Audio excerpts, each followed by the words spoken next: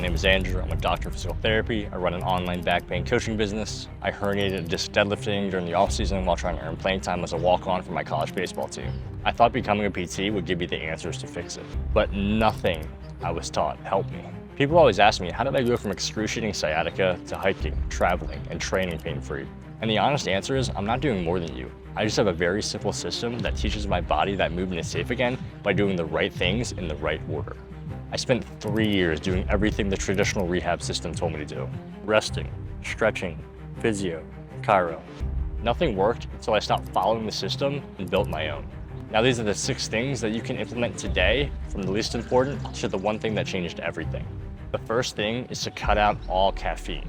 Now I could easily go over all the research, case studies, and proof that it's bad for you. But the worst thing that affected me was that I had my nervous system in a constant state of high alert. Every morning I'd wake up already dreading the pain, and the first thing I would reach for is a coffee just to feel functional enough to get through the day. Every time I thought I needed it for energy, it just fueled my anxiety and pain catastrophizing. Even though coffee gave me energy that I needed because I could just never sleep, if you keep relying on this, it'll just continue to keep your nervous system on high alert so that it never calms down. Instead of relying on caffeine or an external source of energy, I focused on staying hydrated and eating high quality whole foods throughout the day. My energy became more stable, my nervous system calmed down, and my pain became more manageable.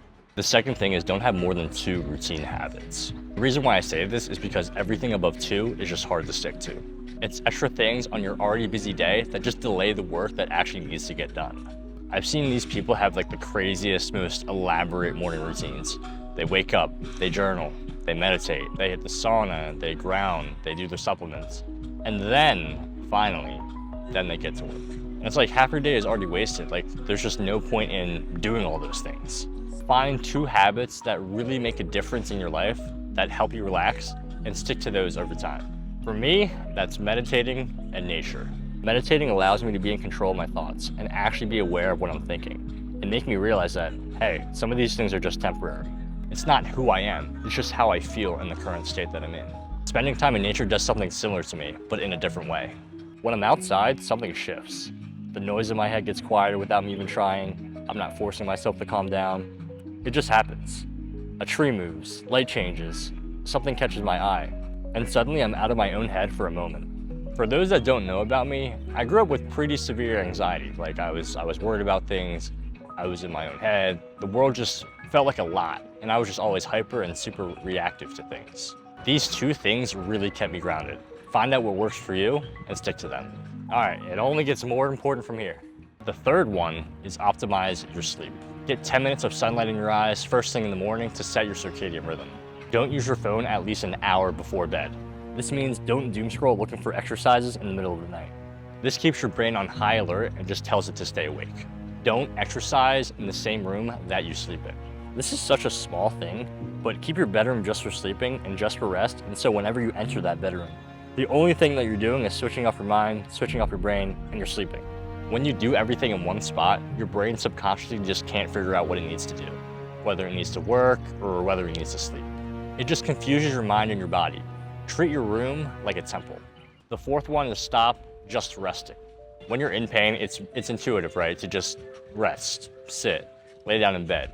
But this is actually one of the worst things that you can do for your back pain. Resting might help in the short term when you're dealing with a flare-up, but if you default to just resting until you're 100% pain-free, this usually keeps people stuck long-term. What helped me was going for 5 to 10 minute walks at one time and then resting. Then going for 5 to 10 minute walk again and then resting, just rinsing and repeating. And if you're past the stage where you can barely walk, consider pushing a sled with light weight for 5 to 10 minutes. The gentle compression through your spine often helps calm down your nervous system to stop being so protective of your back.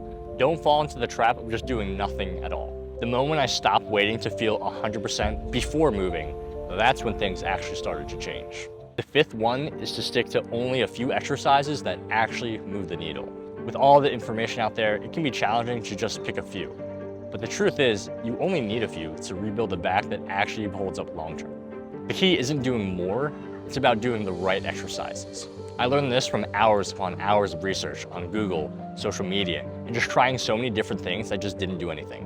What helped me the most was back extension strengthening. The 45-degree back extension machine is the most potent, scalable, and effective exercise by far. It taught my low back that contraction was safe again. It let my nervous system's guard down to stop sending shooting pain down my leg. And after I desensitized my nervous system, I just kept building strength day after day, week after week, month after month. Because of that, I can now run, play sports, and do whatever I want without having my back be the deciding factor. All right, so for the last and final thing that changed everything for me was not doing back extension strengthening every single day. I have set days where I do back extension strengthening, and I have set days where I only practice active rest. The reason why is you're constantly trying to feel productive and feel like you're making deposits rebuilding your back. By doing this, you overwhelm your body and don't give it a chance to adapt, recover, or remodel any tissue. Instead, you're just continuously poking the bear and irritating your nervous system. You need to have set training days with specific exercises and specific objectives. Sunday, Tuesday, Friday are the days that I strengthen my low back. Monday, Tuesday, Thursday, and Saturday are the days that I stay active. You can see how intentional that I am. Like, I don't have a million things that I'm doing each and every day. But being intentional like this is gonna make such a difference. Intention, little intricacies. The small details will allow you to rebuild your back as effectively as possible. And it's what I've done in order to get to this point. These are the 6 things that I've learned in 5 years of rebuilding my back, and this is what worked for me. I don't need you guys to just implement everything you heard. Just choose 1 or 2 things that you think will make the most difference for you. Stick to them, and you'll see a drastic change. Hope you guys enjoyed this video, and I'll see you guys in the next one.